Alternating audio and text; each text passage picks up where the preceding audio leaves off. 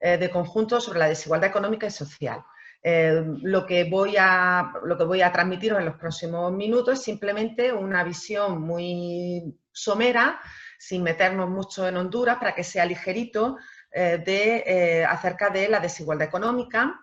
Vamos a ver por qué importa la desigualdad, cómo se origina la desigualdad económica. Vamos a simplemente ligar la desigualdad económica a la desigualdad social, cómo medimos la desigualdad económica, y también vamos a hablar de conceptos relacionados con la desigualdad económica, como son la pobreza y la exclusión social.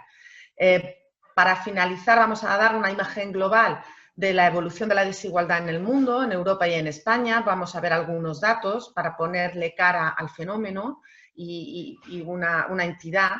Y sintetizaremos un poco las principales ideas, ¿vale? No quiero terminar sin hablaros del Observatorio de la Exclusión Social de la Universidad de Murcia, del que formo parte, porque nosotros venimos estudiando la desigualdad social en la región de Murcia y en España en los últimos años. Ya tenemos una trayectoria de 15 años, porque iniciamos nuestro recorrido en el 2005, ¿no? Y solamente daros unas pequeñas pinceladas, aprovechar el momento para presentaros los últimos trabajos del observatorio, ¿no? De lo que venimos haciendo. Bien, ¿por qué importa la igualdad y a qué nos referimos cuando analizamos la igualdad, ¿no? Bueno, digamos que las nuevas perspectivas de análisis de la igualdad, desigualdad, o de la equidad e inequidad, vienen o derivan de la obra de Amartya Sen, ¿no? Y la concepción de Amartya Sen de la desigualdad, ¿no? La desigualdad siempre ha importado a la economía, a los economistas, pero digamos que la nueva perspectiva de análisis o digamos la corriente actual bebe un poco del trabajo seminal de Amartya Sen. Bueno, ¿y qué es lo que analizamos cuando hablamos de igualdad? Pues hablamos de distribución de la renta y la riqueza, o de igualdad de derechos, de libertades, de oportunidades. ¿Y por qué es importante? Por una cuestión de no discriminación, de justicia social, y más recientemente a eso se le ha llamado cohesión social, ¿no? Ahora lo que preocupa, o nos preocupa fundamentalmente, es por qué las sociedades deben ser más igualitarias en la medida en que pues no queremos que haya grandes conflictos sociales, ¿no? Para mantener o promover la cohesión social, que es ese pegamento invisible que mantiene unida a una sociedad, ¿no? Unida, cohesionada, con unos fines comunes, con un propósito común. Bien, ¿eso quiere decir que los humanos tenemos que ser todos iguales? Pues no, somos diversos, la humanidad es diversa, pero la diversidad humana no tiene por qué implicar desigualdad. La diversidad humana nos hace desiguales, pero mediante la acción política podemos tener sociedades mucho más equitativas y promover y fomentar y no descuidar la cohesión social. De hecho, en los últimos años, en los últimos periodos, desde 2010, 2012, se vienen realizando muchos trabajos que con el incremento de la desigualdad en los últimos años debido a la crisis de 2008, pues hay recientes estudios que vinculan el resurgimiento de los movimientos populistas, de los movimientos nacionalistas, del separatismo, la disgregación en el ámbito europeo, con el Brexit y demás, y con el alza de los movimientos de índole populista y nacionalista, con la desigualdad o la creciente desigualdad de la sociedad, ¿no? De las sociedades avanzadas. Entonces, esto es una línea de estudio reciente, en la que diversos estudios han propuesto o han hablado de estos vínculos, ¿no? De determinados territorios que se sienten olvidados, que han sido perdedores, que no se sienten integrados dentro de la nación o dentro de un mismo proyecto social, ¿no? Bien, por tanto, estudiar y abordar la desigualdad es importante, ¿no? ¿Cuál es el enfoque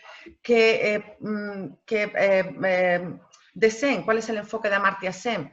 Es un enfoque basado en la capacidad y va a evaluar o evalúa el bienestar ligado a un conjunto de funciones que son, o estados y acciones que tienen que ver con estar suficientemente alimentado, tener buena salud, ¿no? Evitar posibles enfermedades o una muerte prematura, ser feliz, tener una vida digna o participar en la vida de la sociedad. Bien, esos elementos constitutivos del bienestar son difíciles de medir y la mayoría, digamos, el enfoque tradicional que era ligar el bienestar a los recursos, a los ingresos, a la tenencia de bienes o a la utilidad que nos proporcionan determinados bienes, para Sen ese enfoque tradicional ligado a la renta o al gasto, a la utilidad que nos proporciona determinados bienes y servicios, para Sen eso eran instrumentos que permiten obtener estos elementos constitutivos del bienestar, ¿vale? ¿Qué ocurre? Que medir la capacidad o el conjunto de funcionamiento de Estado es complicado. Ya se está haciendo, cada vez incorporamos más análisis multidimensional y buscamos indicadores que puedan permitir evaluar el bienestar en el área de la salud, en el área de la educación, en el área de la participación ciudadana. De hecho, es el enfoque que adoptamos desde el equipo de investigación del Observatorio de la Exclusión Social. Sin embargo, digamos que el enfoque predominante sigue siendo un enfoque más sencillo, basado en analizar los instrumentos que permiten obtener esos elementos constitutivos del bienestar. Es decir, el enfoque más tradicional, la medición de la desigualdad, es el enfoque basado en los ingresos. El enfoque económico pues, se basa en medir, digamos, por la vía del ingreso, por la vía de la renta. El más tradicional vinculaba una especie de dicotomía entre desarrollo y desigualdad, de manera que a mayor nivel de desarrollo pues se entendía que disminuía la desigualdad, de manera que las sociedades más desarrolladas o más avanzadas eran más igualitarias o menos desiguales, ¿no?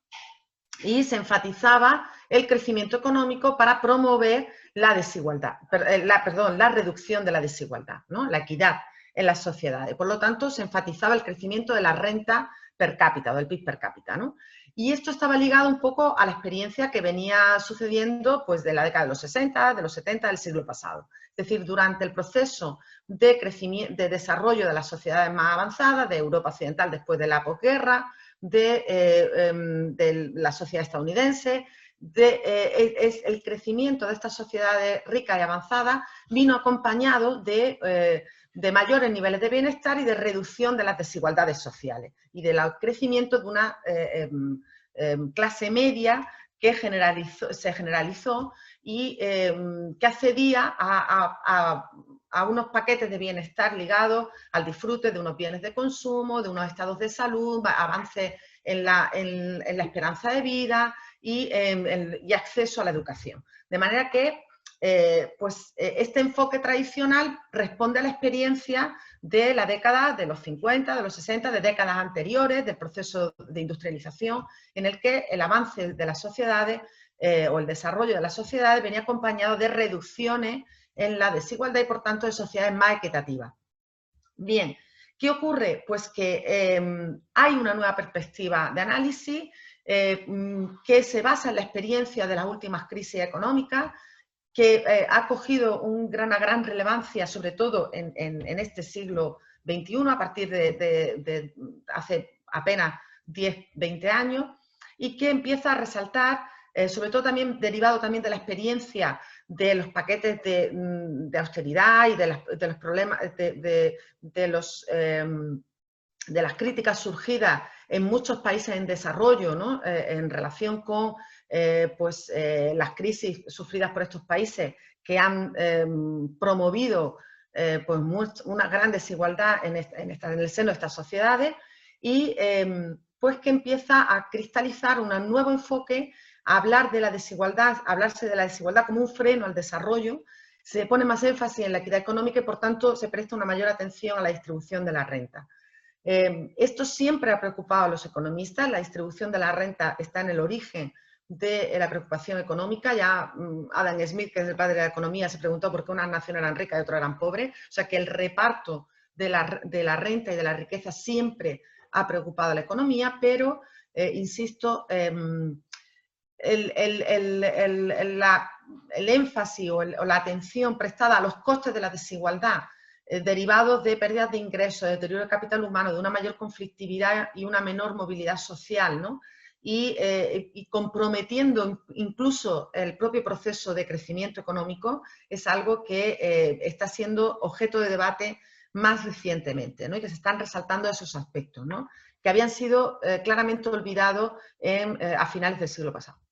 Bien, ¿por qué o cómo es el origen, cuál es el origen de la desigualdad económica?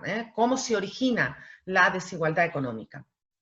Bueno, pues la desigualdad económica se origina en el momento en que se distribuye la renta. La renta sale, esto que tenemos aquí es el esquema, el flujo circular de una economía simplificada, el flujo circular de la renta de una economía simplificada, en la que tenemos solamente dos agentes económicos, las empresas que producen bienes y servicios y los hogares que consumen los bienes y servicios.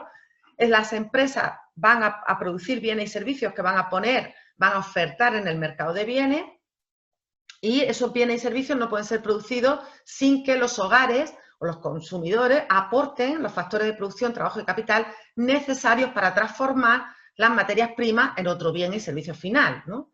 Bien, pues este flujo circular de la renta no está completo sin, este sería, digamos, el lado real de la economía. Los hogares aportan factores de producción a los procesos productivos en el mercado de factores, las empresas utilizan esos factores de producción para producir bienes y servicios que trasladan al mercado de bienes y a cambio los consumidores perciben rentas por participar en el proceso de producción, salarios, beneficios, dividendos, y con esas rentas pagan los bienes y servicios. Este color rojo sería el flujo monetario derivado del flujo real, que es el intercambio de factores de producción y de bienes y servicios. Bien, si no hubiese ningún otro agente, esto es cómo funciona una economía de mercado. ¿Qué ocurre? Que también tenemos el sector exterior, que son economía del resto del mundo, tenemos también el sector financiero, que permite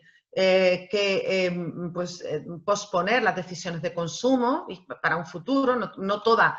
En este esquema simplificado, toda la renta que se genera se gasta inmediatamente en la compra de bienes y servicios, ¿no? Y esto sabemos que no es así porque tenemos entidades financieras que hacen que algunos agentes pues, no consuman toda su renta y ahorren y la presten a otros agentes que van a consumir por encima de su renta en la actualidad y para pagar después ese préstamo, ¿no? Bien. Y digamos que de aquí sale la renta que tenemos. No tenemos más renta que la que sale de los procesos de producción. Y la única renta, quienes tienen renta en una economía de mercado son quienes participan en esos procesos de producción aportando trabajo y capital. Por lo tanto, la primera distribución de la renta se origina en el proceso de producción. Las rentas no son otra cosa que el valor añadido generado en la producción, que se reparte entre el trabajo y el capital, y el primer origen de la desigualdad proviene de esta primera distribución de la renta, ¿vale? Cómo se reparte la renta entre el trabajo y el capital que participa en el proceso de producción. Todo aquel que no participa en el proceso de producción, el mercado no le asigna renta.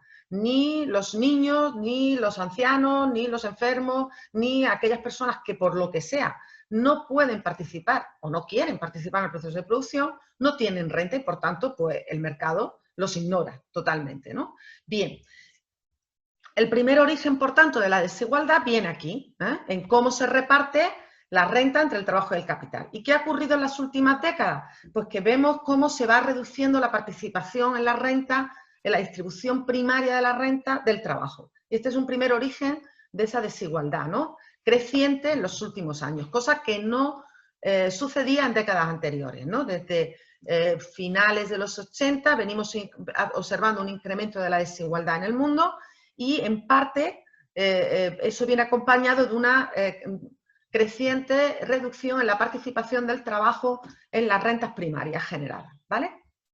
Bien, según la distribución primaria de la renta, el mercado solamente asigna renta a quienes participan aportando trabajo o capital. ¿Qué ocurre? Que esta renta que ha sido generada en el proceso de producción se reparte de nuevo por una acción de la administración pública del Estado.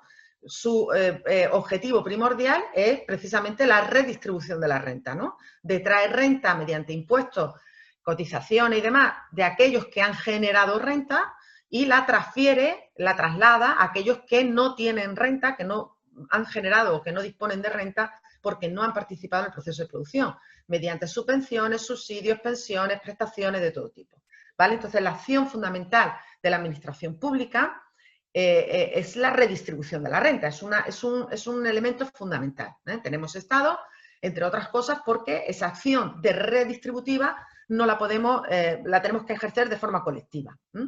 Y de manera que tenemos una distribución primaria de la renta, que es como se reparte el valor añadido bruto generado entre trabajo y capital, y una distribución secundaria de la renta que se origina por la redistribución, por la actividad redistributiva que corresponde a la política fiscal, la que no me voy a meter porque los siguientes ponentes van a hablar más claramente de ella, pero que necesariamente tenemos que contemplar, porque tenemos esta distribución secundaria de la renta, va a depender no solamente del origen, de cómo se reparte originariamente la renta entre el trabajo y el capital, sino también de la acción fiscal, de la política fiscal, que tiene que ver con los impuestos y el carácter progresivo de los impuestos, es decir, que paga más o contribuye más aquel que más capacidad de pago tiene, por tanto más renta tiene, y también desde el punto de vista del gasto tiene que ver con el gasto social, que básicamente es el gasto en salud, en educación o en protección social.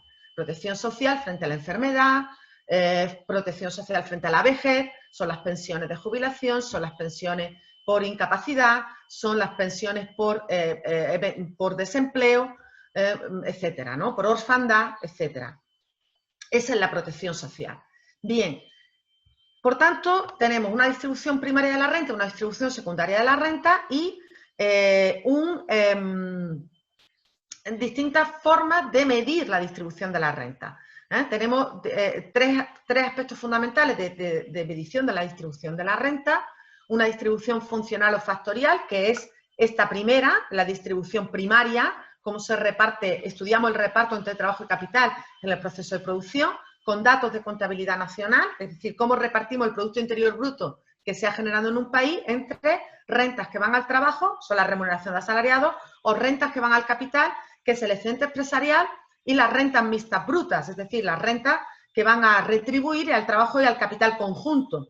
Cuando estamos hablando son las rentas que llamamos normalmente de los autónomos, que aportan al proceso de producción tanto trabajo como capital.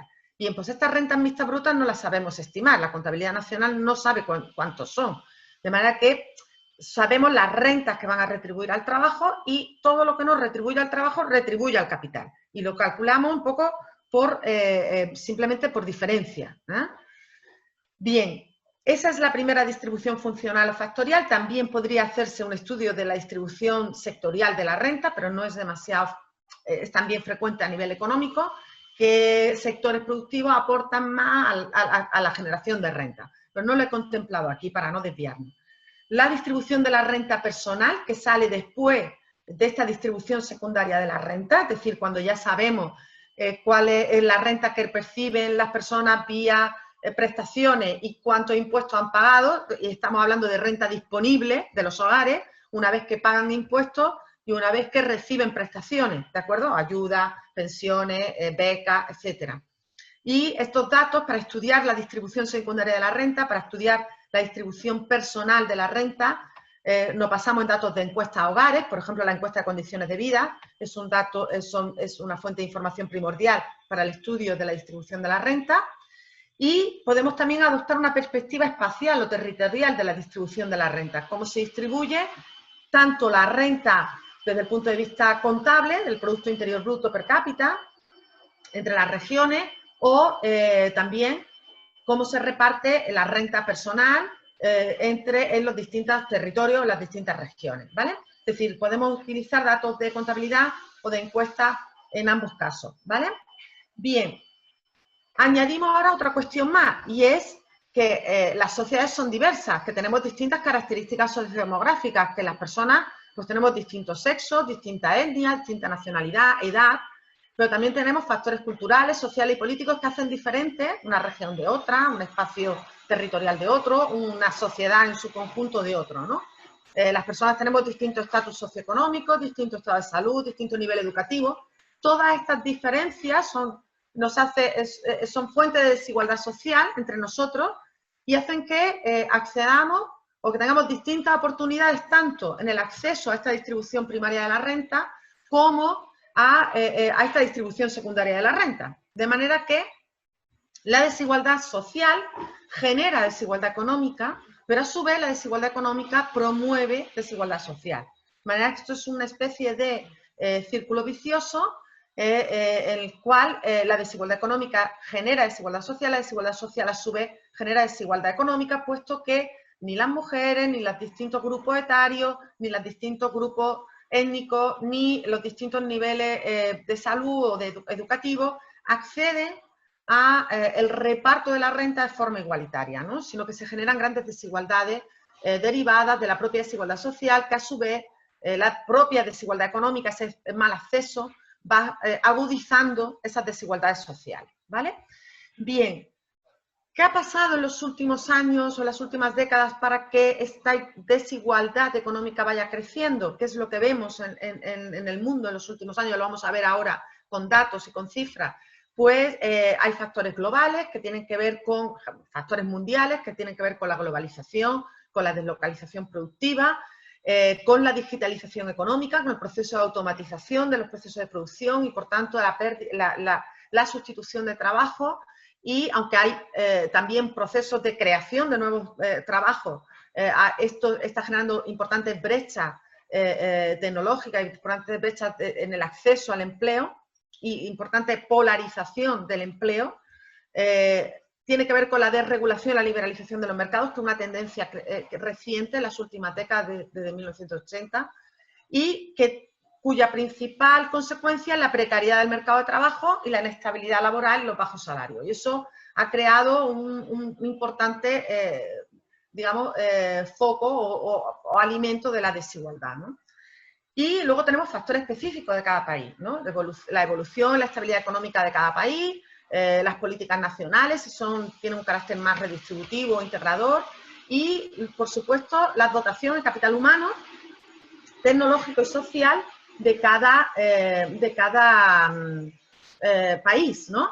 El capital humano, estamos hablando de el nivel educativo promedio de la población.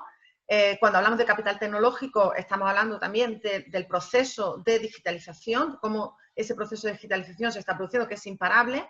Y el capital social, estamos hablando de la calidad de las instituciones sociales, de la calidad institucional, ¿no?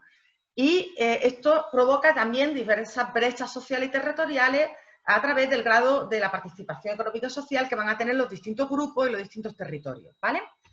Bien, pues con este planteamiento vamos a intentar medir la desigualdad económica. Nos vamos a centrar sobre todo en la distribución personal de la renta, en el reparto de la renta entre los individuos y las familias, y vamos a medir esta distribución personal de la renta a través de la curva de Lorenz, del índice de Gini, que son medidas que son muy integradoras, es decir, que están muy relacionadas. Tenemos aquí, lo que vamos a hacer es representar a la población en distintos deciles, en distintos porcentajes, 20%, 10%, normalmente utilizamos decilas. Vamos a dividir a la población en 10% y vamos a ver cuál es la participación de cada 10% de población en la renta, la distribución de la renta, ordenando a la población de menor a mayor nivel de renta, ¿vale? Entonces aquí tendremos en el eje de ACISA los porcentajes acumulados de población, en el eje de ordenada los porcentajes acumulados de renta que absorbe el 10%, el 20%, el 30% de la población, y cuál es su participación en la distribución de la renta, ¿vale?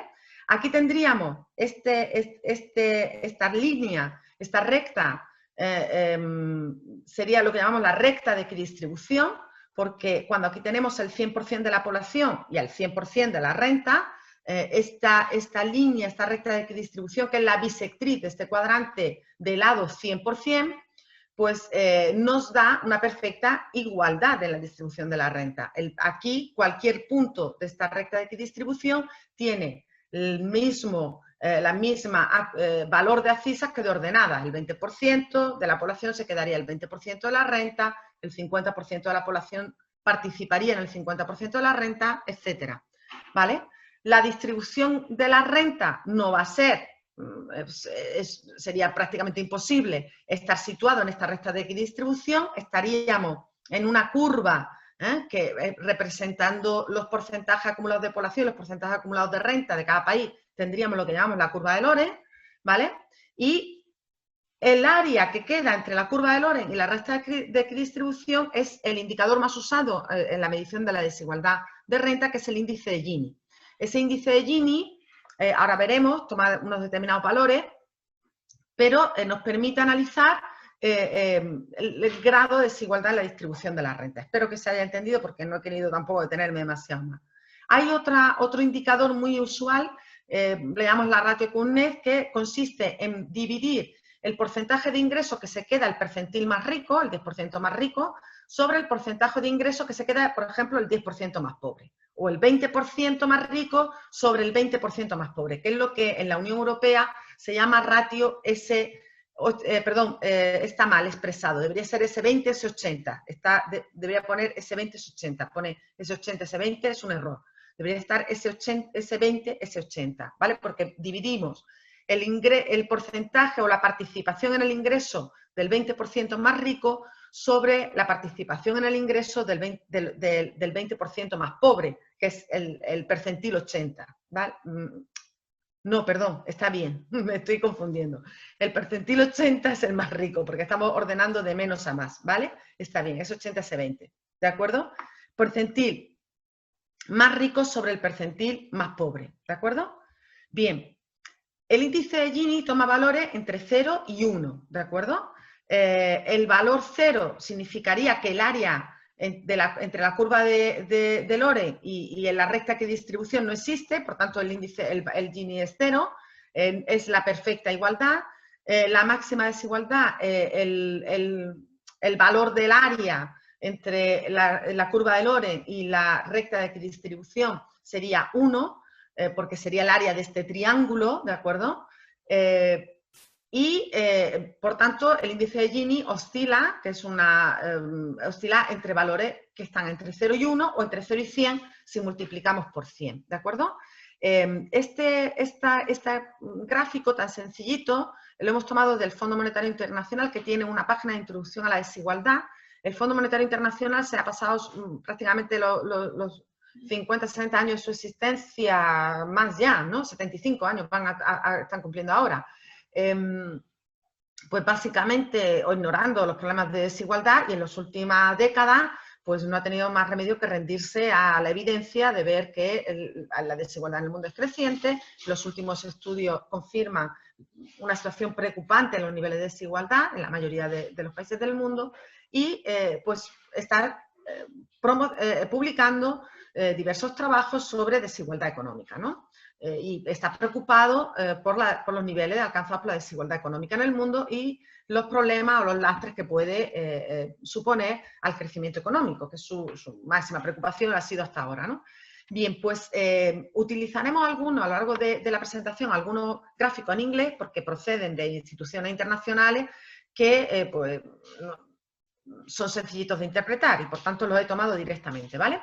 Bien, ¿qué ocurre? Que en la realidad, aunque matemáticamente el índice de Gini esté entre 0 y 1, la realidad es que las distribuciones de renta no pueden ser ni 0 ni 1, o ni 0 ni 100, ¿de acuerdo? Como veis, los valores más bajos del índice de Gini están en torno a un 25%, corresponden a los países algunos países del este europeo, como Eslovenia o la República Checa, algunos países que forman actualmente parte de la Unión Europea, que venían de economías igualitarias, economías comunistas, que a pesar de que han empeorado muchísimo los niveles de desigualdad, todavía tienen niveles bastante bajos de desigualdad económica, y los países del norte de Europa, Noruega, Islandia, Finlandia, los países nórdicos. Y los países más inequitativos pues están ubicados fundamentalmente en América Latina, en África y algunos países asiáticos, muy pocos. Y como referencia he puesto los niveles del índice de Gini en Estados Unidos, en España, que está cerca del 35%, en Italia el 36%, y en China y Estados Unidos, que como veis no están muy, pues están más o menos próximos. En China hay menor nivel de desigualdad que en Estados Unidos, pero Estados Unidos tiene un nivel de desigualdad bastante alto. Como veis, los niveles más altos corresponden a Sudáfrica, están en torno a un 60%, un 65%, y eso es lo más alto. Por lo tanto, niveles de un valor del índice de Gini de 0,5 o de 50% es un nivel de desigualdad muy importante, como los tiene Brasil o Panamá.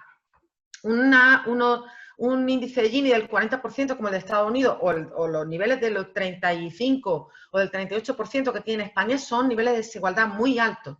Es decir, esto es un error muy habitual en el inicio del estudiante de economía en la medida de la desigualdad, que es interpretar un índice de Gini de 0,5 como aceptable, porque está entre 0 y 1. Bien, entre 0 y 1 son los niveles matemáticos del índice, pero los niveles reales del índice nunca van a estar ni entre 0 ni entre 1, van a estar como mucho entre 0,2 y 0,7. Son los niveles que históricamente han sido más bajos o más altos del índice de Gini, ¿vale? Y esto es muy importante. Un índice de Gini de 0,5, de 0,4 indica una elevada desigualdad en la distribución de la renta. Indica una sociedad bastante desigual, ¿vale? Desde el punto de vista económico. Bien. Y vamos a relacionar ahora la desigualdad económica que se mueve en el ámbito distributivo con la pobreza económica. Sociedades desiguales conllevan niveles elevados de pobreza. Y veremos ahora cómo definimos la pobreza. Y si adoptamos una perspectiva más multidimensional, no nos quedamos solo en el ámbito distributivo del ingreso y abarcamos otro ámbito, además del económico, otros contextos. Además del contexto económico, hablamos del contexto relacional, de la participación ciudadana y, por tanto, de otros contextos como el ámbito educativo, salud, son fundamentales para participar y para interactuar con el resto de la sociedad. Pasamos de un análisis estático a un análisis más dinámico, hablamos de un proceso más que de un estado puntual. Contemplamos un análisis multidimensional que afecta a múltiples dimensiones vitales. No solamente nos ocupamos de la renta y el gasto, sino que hablamos de acumulación de desventajas en múltiples ámbitos como educativo, laboral, relacional, o la red sociofamiliar, o el ámbito de la vivienda, del acceso a la vivienda. Y hablamos de acumulación de desventajas y dejamos un poco la perspectiva del individuo del hogar para situar una perspectiva más amplia de comunidad, de entorno, de social.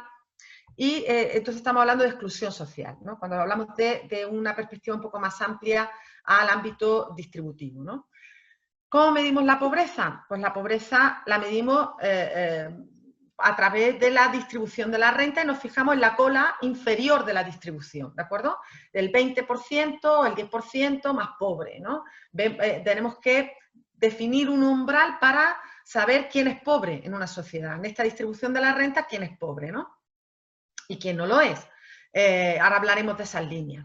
Y también estamos prestando recientemente más atención en el ámbito económico a la cola superior, a los ricos. Porque los ricos no lo hemos analizado normalmente, hemos analizado la pobreza.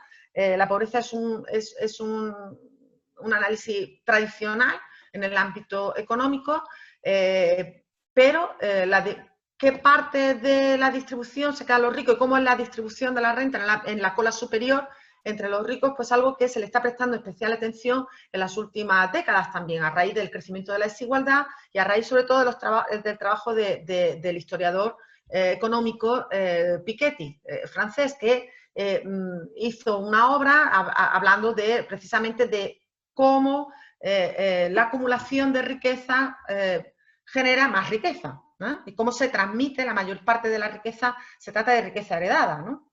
Bien, pues eso no me quiero desviar por ahí, pero es algo que también conviene contemplar, ¿no? Y que yo he contemplado. Bien, ¿cómo medimos la pobreza? Pues la pobreza la podemos medir de forma subjetiva o de forma objetiva. La forma subjetiva es preguntarle directamente a los hogares cuál es su percepción sobre la pobreza. Por ejemplo, se le puede preguntar si se siente pobre. Hay una pregunta, por ejemplo, la encuesta de condiciones de vida, que se suele utilizar como línea de pobreza subjetiva, que se le pregunta al hogar que en función de sus ingresos, cómo suele llegar el hogar a fin de mes. Si con mucha dificultad, con bastante dificultad, con alguna dificultad, fácilmente o con cierta facilidad, etcétera, ¿no? También, cuando hablamos de pobreza objetiva, entonces utilizamos datos de renta o de gasto del hogar y lo que hacemos es establecer objetivamente, el investigador establece un umbral, sin preguntarle al hogar con lo que considera que puede ser ese umbral, a partir de información objetiva proporcionada por los hogares. La pobreza se puede medir en términos absolutos, utilizando o calculando cuáles son las necesidades básicas de la población. Es un enfoque que se suele utilizar más en los países en desarrollo y tenemos, por ejemplo, la línea de pobreza que utiliza el Banco Mundial, que es vivir con menos de 1,9 dólares al día, ¿no? En paridad de poder adquisitivo, ¿no? Paridad de poder adquisitivo que lo que hace es nivelar los niveles de precio entre distintos países del mundo para poder aplicar la misma línea en el ámbito mundial. Y los países más ricos, los países más desarrollados, los países la economía más avanzada, lo que se utiliza es un umbral relativo, una pobreza relativa. Se utiliza una medida que pueda definir el estándar del nivel de vida de una sociedad y lo que usamos en el ámbito, por ejemplo, español y en el ámbito europeo es una línea de pobreza que se establece en el 60% de la renta mediana nacional, ¿no? De la encuesta a los hogares se elabora una distribución de la renta, se calcula la renta mediana y se establece el umbral de pobreza en disponer de una renta inferior al 60% de la renta mediana nacional, ¿vale? Bien, y cuando hablamos de exclusión social, pues estamos hablando entonces de una perspectiva que va más allá de la renta, no la desconsidera, la incluye, es una dimensión muy importante del ámbito económico, pero además de los ingresos, vamos más allá y medimos diversas esferas vitales, como el trabajo, la educación, las relaciones, el ámbito residencial. Hay, digamos, 8 ámbitos vitales que de alguna manera están consensuados, ¿no? Y que, por ejemplo, los estudios del Observatorio de la Exclusión Social venimos utilizando. Es una característica estructural. Las sociedades avanzadas están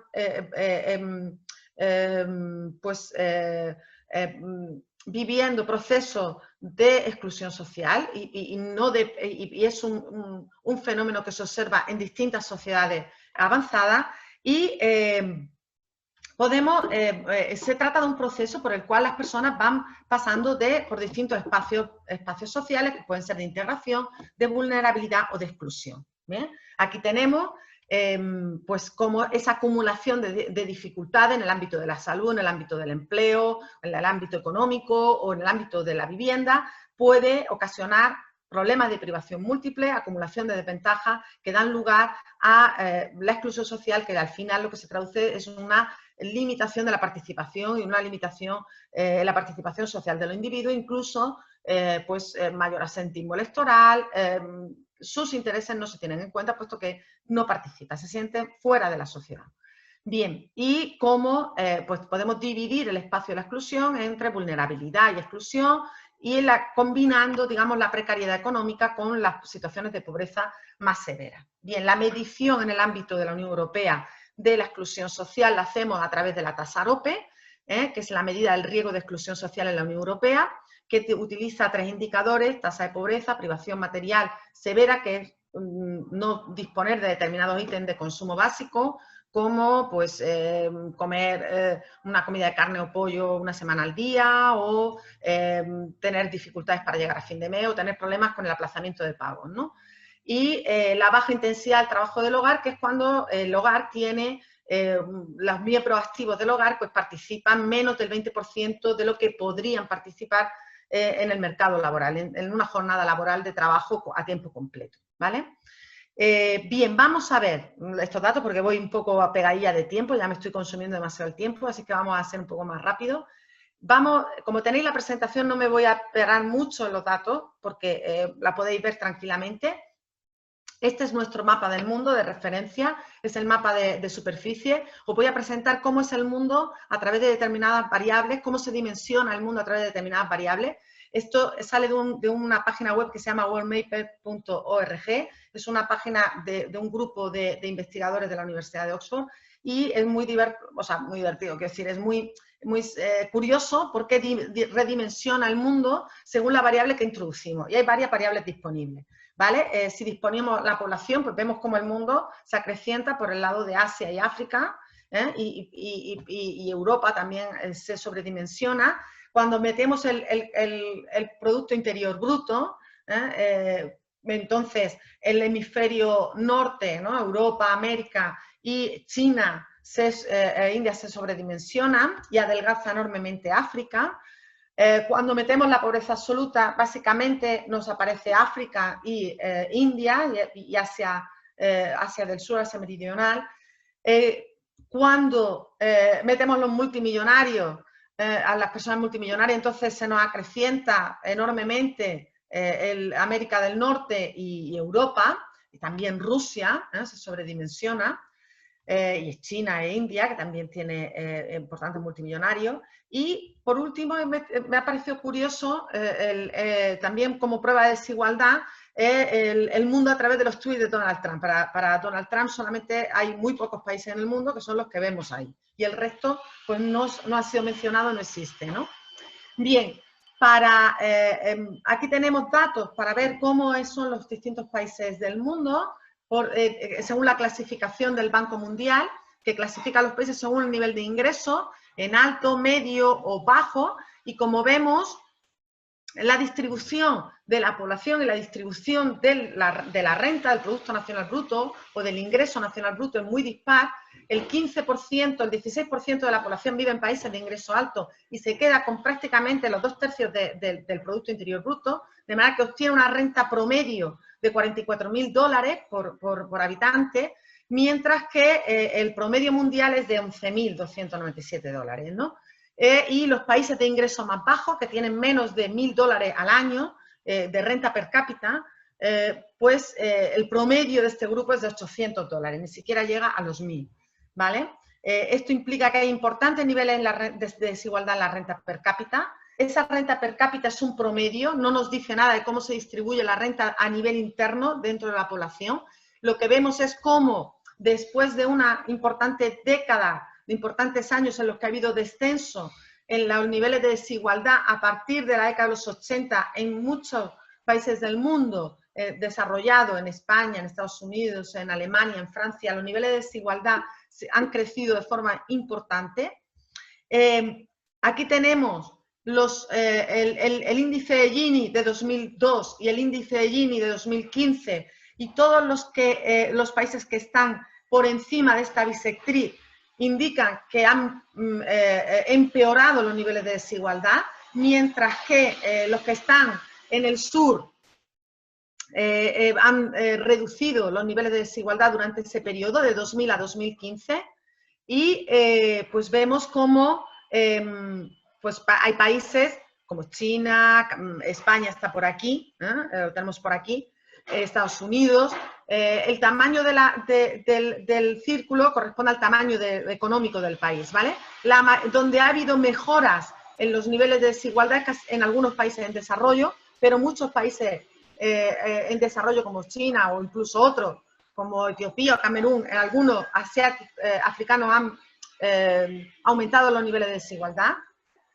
Aquí tenemos la participación en la renta del 10% más rico y vemos cómo ha habido un incremento en la participación de ese 10% más rico en casi todos los países más avanzados, las economías más avanzadas, en general en Europa, y en Rusia, en Estados Unidos, ¿vale? Mientras que pues, solamente ha descendido, pero está en niveles muy elevados de participación de renta, por encima del 50% de la renta, en Oriente Medio, o en India o en Brasil, ¿vale? Es decir, que los niveles de desigualdad son muy elevados y es donde únicamente ha mejorado o ha disminuido esa participación de los más ricos en la distribución del ingreso, ¿vale? Esta es la famosa curva del elefante, bueno, una versión de esa famosa curva del elefante de Branko Milanovic, que descompuso el crecimiento de la renta mundial en los últimos decenios y cómo se había repartido ese crecimiento de la renta, ese crecimiento del ingreso entre los distintos grupos de población, ¿vale? Lo que vemos en esta curva del elefante es que ha habido un incremento de los ingresos de los más pobres, de los grupos de población que viven en los países más pobres. Sin embargo, el crecimiento de la renta en los estratos de medios o en los porcentiles medios de renta que corresponde a la clase media de los países ricos, de las economías más avanzadas, prácticamente se han mantenido, incluso se han reducido, y vemos que el 1% más rico es donde más ha crecido la renta, incluso en el 1% del 1% más rico, donde el crecimiento es importantísimo. El 1% de mayor ingreso ha percibido el doble del crecimiento mundial que el 50% más pobre de participación en los ingresos, ¿de acuerdo? De ese crecimiento, ¿correcto? Bien, la capacidad redistributiva de la renta de las políticas, de la política fiscal es muy reducida en los países, en las economías en desarrollo. Fijaros que el índice de Gini antes de impuestos y de transferencia es del 0,49 y se queda en el 0,45, mientras que en las economías desarrolladas la política fiscal sí reduce la desigualdad de forma conjunta. Esa desigualdad primaria es del 0,48 y pasa a ser del 0,31, ¿de acuerdo? Entonces la capacidad de redistributiva de las políticas fiscales en los países en desarrollo es mínima y por tanto se necesita desarrollar esas políticas. Y bueno, luego veremos que esa capacidad redistributiva en las economías avanzadas tampoco ha sido muy espectacular en los últimos años. Bien, aquí tenemos una imagen de cómo ha evolucionado la pobreza absoluta en el mundo. Se ha reducido desde 1990 a 2015, sobre todo por el crecimiento económico de China, que ha eliminado o ha quitado una gran parte de población pobre, con menos de 1,9 dólares diarios debido al crecimiento económico de China. Pero en otras zonas del planeta los niveles de pobreza siguen siendo muy elevados. Incluso pues, no tenemos datos globales, pero sí tenemos la proporción de población pobre con menos de 1,9 dólares al día, que en África pues solamente se ha reducido de un 45 a un 38%, África subsahariana. Siguen siendo muy elevados los niveles de pobreza en África subsahariana y en otras partes del mundo, ¿no? Y en algunos países menos desarrollados. Bien, esta es una panorámica europea, voy rápida. Aquí tenemos algunos datos de la Unión Europea en el mundo, cuáles son los niveles de renta. Como vemos, hay grandes disparidades de los niveles de renta en la Unión Europea entre el país más rico, 78.000 dólares de renta per cápita de Luxemburgo, 2,5 veces el promedio europeo, frente a la renta per cápita media de Bulgaria de 15.500 dólares por habitante, que pues es bastante inferior a la mitad del 50% de la media europea. España está por aquí, en un 92% de la media europea, con 28.300 euros paridad de poder adquisitivo por habitante, ¿vale?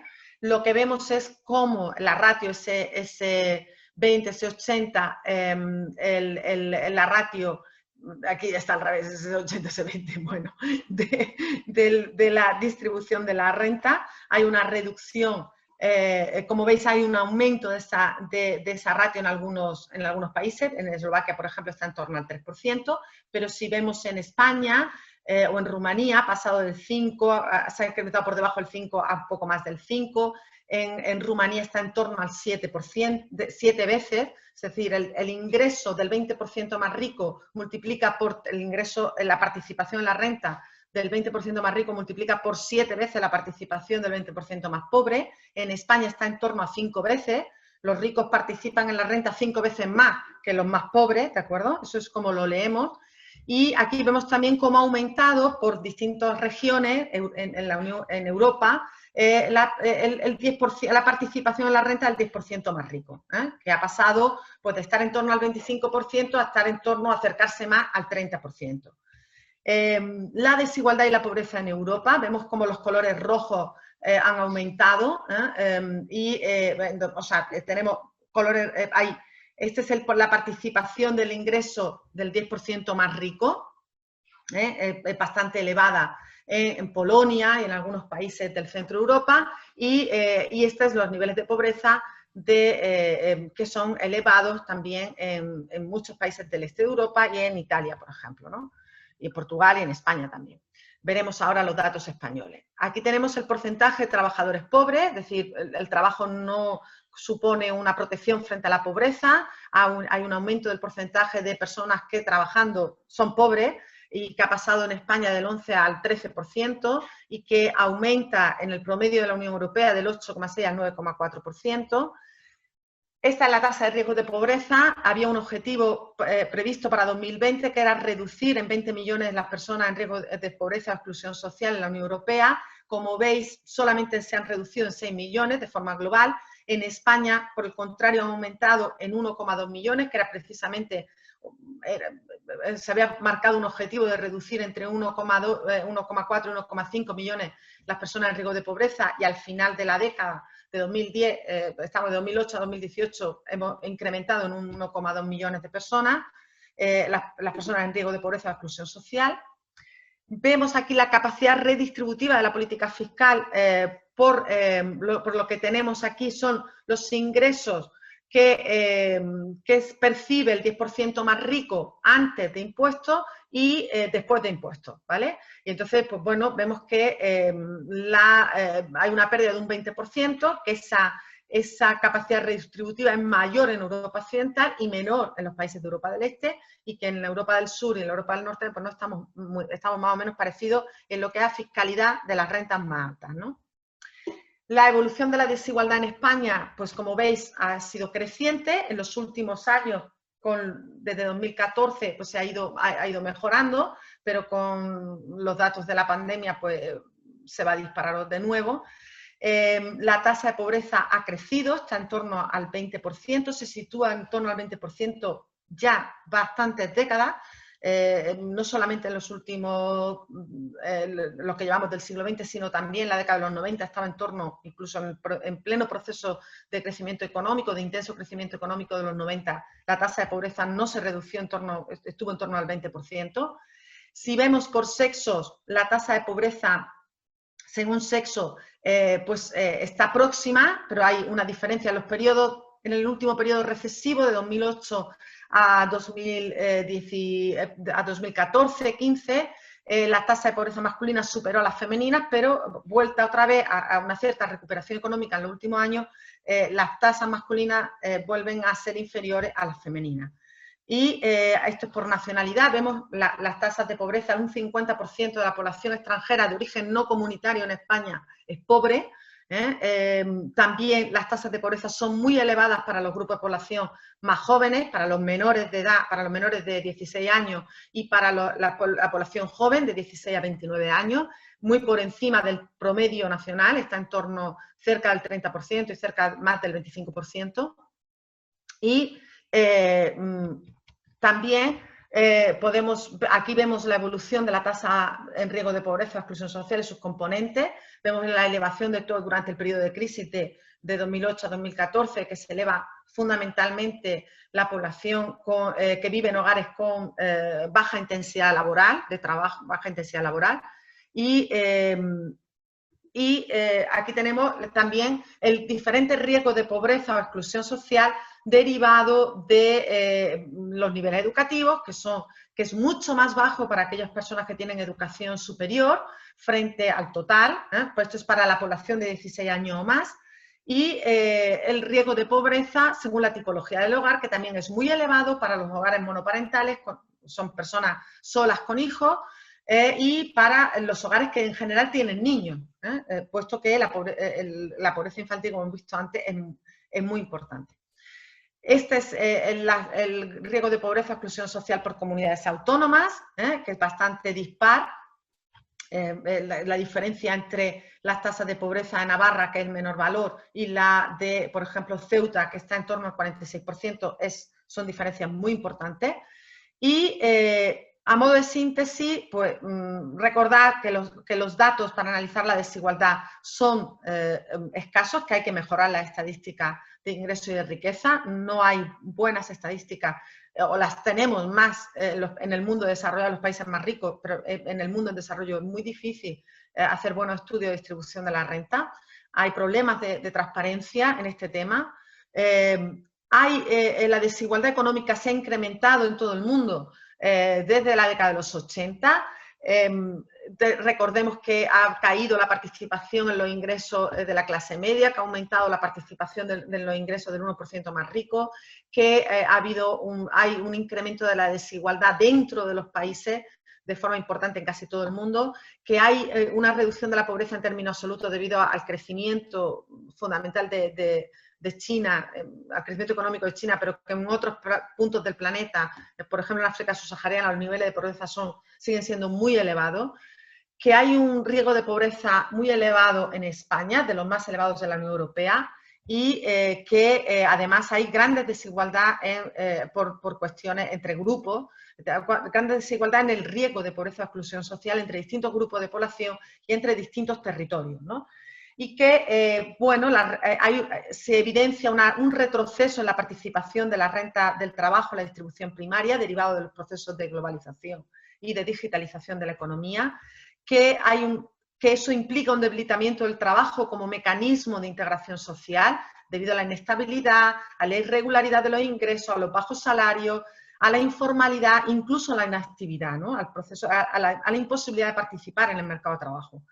Que además los estados están perdiendo capacidad han perdido riqueza, han perdido activos debido a las privatizaciones, debido a su menor capacidad recaudatoria, y que por tanto eso compromete su labor redistributiva, que la desigualdad conlleva una menor movilidad social y pone en riesgo la cohesión social, y que por tanto hay unas medidas ineludibles que hay que afrontar, que hay que invertir en educación e información del trabajador para fomentar la igualdad de oportunidades, que hay que redefinir el sistema fiscal y que hay que buscar un amplio consenso a nivel internacional, porque hay que gravar el capital y esto no se consigue de forma aislada. Que es fundamental una prestación de servicios sociales de calidad, que es la tercera pata del estado del bienestar y que está muy poco desarrollada en España. En España tenemos desarrollado el ámbito educativo, el ámbito de salud, pero el ámbito de servicios sociales está muy precario y es muy importante desarrollar los servicios sociales. Y que tenemos una especie de reconocimiento de la importancia de estas cuestiones a través del Pilar Europeo de Derechos Sociales, que ha consagrado la igualdad de oportunidades de acceso al empleo y la promoción de unas condiciones de trabajo justas, y reconoce el derecho a la protección y a la inclusión social, incluso el derecho a una renta mínima, como hemos visto que se ha implantado recientemente, ese ingreso mínimo vital que ha venido a España para quedarse. Bien, la situación actual no es nada halagüeña, es bastante preocupante. Las previsiones son muy poco optimistas, más bien muy pesimistas, y por tanto es la hora de la acción política. Es fundamental que se arbitren y que se implanten nuevos instrumentos impositivos en estas nuevas prestaciones, y es importante una mayor gobernanza a nivel internacional. Eso es fundamental. Dejo la presentación de Lois porque no me quiero extender más, ya me he pasado de mi tiempo, me he pasado más del tiempo que yo tenía previsto.